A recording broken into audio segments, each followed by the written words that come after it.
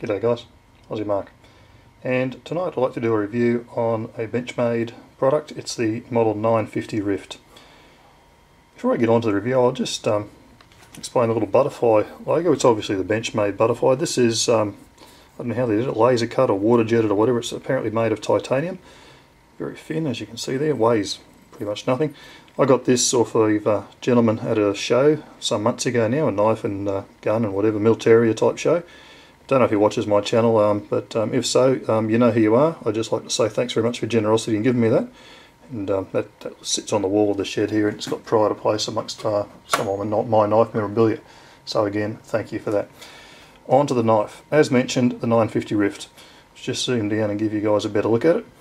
This is a knife that I had quite a bit of trouble getting, and it's pretty much unobtainable in Australia now, as are pretty much any Benchmade AXIS lock knives or one-hand opening knives at all. I probably got the last one of these to come into Australia, and I was extremely fortunate to get my hands on it. We'll have a quick talk about the statistics and bits and pieces of the knife before we get into my impressions on it. As mentioned, it's the 950 Rift, R-I-F-T. There's a couple of variations. The one that I've got here has got the black and charcoal G10 scales and just the plain blade, plain edge, and also it's satin finished. I'm not into the coated blades and certain stainless steel, and I really aren't into serrations. However, if you are into either of those things, the knife's available with a black coated blade and also partially serrated. If for whatever reason you're not into the black and charcoal handle scales, you can get that in just the plain black as well. Suitable uses for this knife, well, some people would say it's a little bit large for an EDC, but so let's just classify as a larger EDC type knife. Certainly camping, pretty much anything really. I've even used this thing out in the backyard when it's been in my pocket as a small machete for cutting down golden cane stems and that type of thing, and just general garden work, and it handles the heavy duty use really well. So it's the kind of knife that's in your pocket, you can do pretty much whatever you want with it, and that's one of the benefits of the larger blade. Speaking of the blade, it's made of a very good quality steel. It's 154 cm and it's a flat ground blade. Blade shape, it's a reverse tanto, which I really like. We'll just bring it up closer and you guys can have a look at that, get some focus on it. It's a really interesting shape, and as mentioned, I like it a whole lot. The blade length is 3 5/8 of an inch, or 93 millimeters, and that's from that point there all the way to the tip. Length from this knife open is 8 1/4 inches, metric 210 millimeters. When the knife's closed up, it comes down to 4 5/8 an inch, or 117 millimeters. As I mentioned there before, the handle material is G10. It's really nice. I'll try and bring that up and get you guys a really good look at that. You see there the texturing on the sides, and it's not one of your louder colour schemes or anything like that, but I actually like it. I like the more subdued tones, and I think it's really classy. It's actually it's grippy and also very comfortable, and the shape on it's very practical. But we'll talk more about that in a moment. Just to get the statistics out of the way, finally, the weight on the knife, 4.8 ounces. Yeah, it's a little bit heavy, but that's okay. And of course that's in the metric system, 136 grams. Alright, so that's the boring statistical stuff out of the way. My impressions of the knife, when I first got it, I was really a bit off-put by the handle shape. It's as you can see, that's quite an unusual shape, particularly if we compare it to the Benchmade, the Griptilian. We're going to do a bit more comparing in a moment. You can see there, particularly this portion at the back of the handle, it's quite different. Certainly it was different to what I've been used to, but I actually really like it.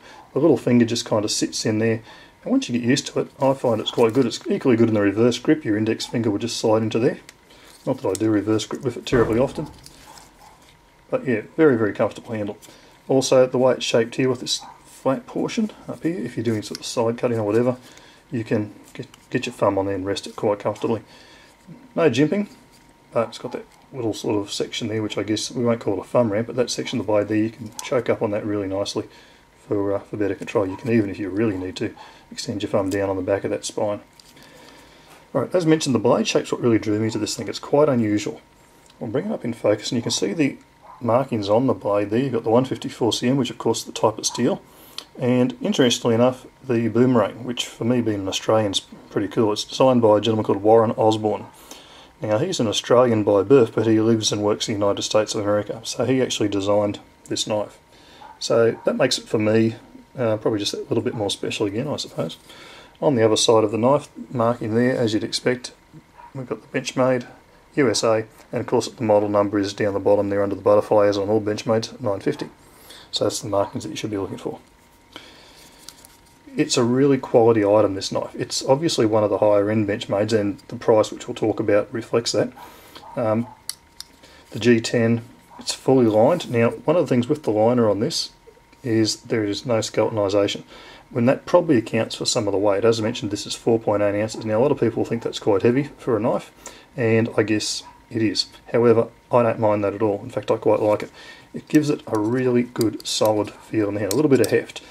I sometimes think people get a little bit obsessive about this whole weight thing. A little bit of weight's a good thing, and it seems to me that it's probably been designed that way.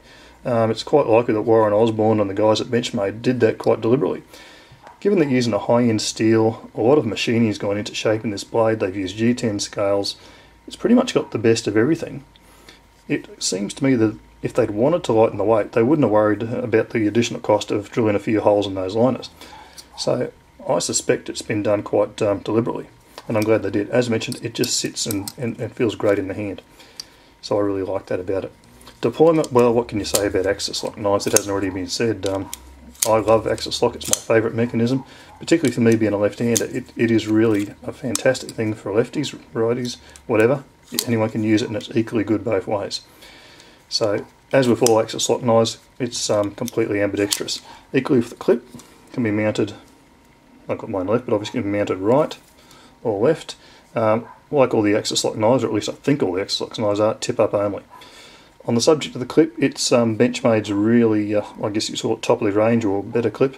It's a different shape than what you'll get on the 551 Griptilian and the other models. We'll just show that again for comparison's sake. That's the painted clip, which you'll see on a lot of them.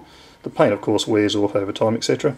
This, I don't know what finish it is. Maybe it's anodized or something, but you can see they're different shape and different finish, and it's a really first-class clip. So, as mentioned, this knife's really got the best of everything. Very nice thumb studs as well. You can just see there, we'll open that blade up. And again, another difference to the Griptilian, if you compare the thumb studs on them there, quite different. The ones on these, probably just a smidge longer, but they've also got a very nice texturing on them. And they're really nice to use. I like them a lot. And I think in the black they look really excellent. The lockup and strength, well, it's a Benchmade, it's an AXIS lock, it's all good. I mean, there's nothing bad to say about it. Of course, it's adjustable pivot like you'd expect on all these things. Quality on the knife, extremely high, and it should be. I mean, let's be honest, it's not a cheap knife, but the quality is extremely high on it.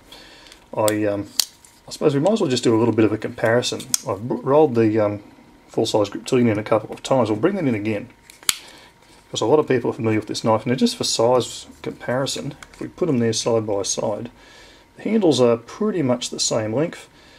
The 950's got a slightly longer blade. Now, I'll just superimpose that over the top. We'll get that evened up there, and you'll be able to see that the 950's got a slightly longer blade, and that's all in the cutting edge. So you're getting not a lot. You're probably looking at around about 5mm difference in cutting edge on that.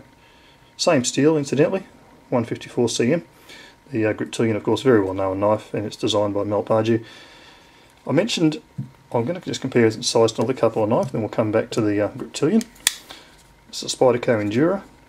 You can see there it's longer both in handle and in blade. So the blade length, actually cutting edge, believe it or not, the 950 is slightly longer cutting edge, but the blade's a little shorter, so that's interesting. So that's a slightly longer knife, a lot slimmer than the Endura, you can see there. Last one I'll compare it to is another knife a lot of you guys may have or familiar with, which is the Ontario Rat 1. Totally different price range, of course, and I'm not comparing it in any other ways, just for size, to give you guys a look at what the size is like on it. And again, you can probably see there if I actually bring it into frame. Handle, fairly similar. The 950 may in fact, or it is in fact, significantly less. I didn't realise that until just checking now, but yep. So that's evened up at the front. So the Rat one's got quite a longer handle. Blade wise, it's ballpark. There's not a whole lot in it. But certainly, I think maybe there's a little bit more cutting edge in the 950. It's very hard to tell because the blade shapes are obviously quite radically different. That's just to give you a little size comparison with knives you guys may be familiar with. As I say, I like this thing a lot. I've had it now for probably 4 months plus, and it's been living in my pocket a lot. It's been getting an awful lot of use, and very, very impressed with it. One of the things I like to talk about in these reviews is value, and this is a tough one. This, as mentioned, is not a cheap knife. This one retails on most sites, just had a look in the US, for probably around $161 US. Now that's a fair old bit of money for a folding knife. So, I mean, for me, I consider this a high value knife, but then I like it. In fact, I love it. I like everything about it. I like the design, I like the look of it, I like the way it functions, and that's me. So I don't mind paying what I paid for it. However, if you're not that big into knives but you want a full-size Benchmade, truth be told, you're probably better off going for one of these things, which is the very, very well-regarded Model 551 Griptilian. A lot of differences, obviously in the blade shape. Blade steel, so you're getting exactly the same steel, which is a good thing. The handles are different. This is a plastic handle. You're also not going to get the full-length liners, but I don't think there's any reason to be concerned about strength on these. The difference in price, when I just checked on there, is, as mentioned, this one here, you're looking at about $161. This one here, you can pick it up for around $94, at least on the site that I looked at. There's obviously going to be variations. For that difference in money, you're really getting a knife that's going to do all the same sort of things for you. Sure, it's got a slightly less cutting edge on the blade, but it's not enough to make any difference. What other differences are there? Well, I guess this is kind of your run-of-the-mill meat and veg. It's kind of garden variety Benchmade. Everyone's got one, and it's not a bad thing. I like it a lot. If you want something just that little bit special, this is something that's really nice. Maybe worth your money to get it. The other differences with them, we'll just talk about the handle thickness, because this feels in hand a little bit thicker. Now I'll just run the calipers on it. That's around 16 millimeters. Yeah, about 16 millimeters at its thickest point. The 950 comes in at just under 14. It's only a couple of millimeters, but you can definitely feel, or I can definitely feel the difference in it. So, again, knife enthusiasts, who are probably the people watching this channel, if you can get your hands on a 950 Rift, I think you'd be pretty happy with it. It's a real, I don't know, what would you say, like a Rolls Royce of Benchmades, I guess. It's certainly up in the gold class. You don't have the exotic materials and things, but this is a knife that, yes, it's going to cost you a bit more, but it's not so much more that you won't actually use it. This for me is a user knife. It actually goes out and it works, and I've been very, very happy with it. Anyway, that's my review of the 950 Rift. Again, this is a knife that it's hard to do a review on it and actually explain how nice this knife is in hand. I went to an awful lot of trouble to get one of these things, as people who watch my channel for a while would know, and I'm really glad that I finally managed to get my hands on one. Terrific thing. Thanks very much for watching, everyone. Bye for now.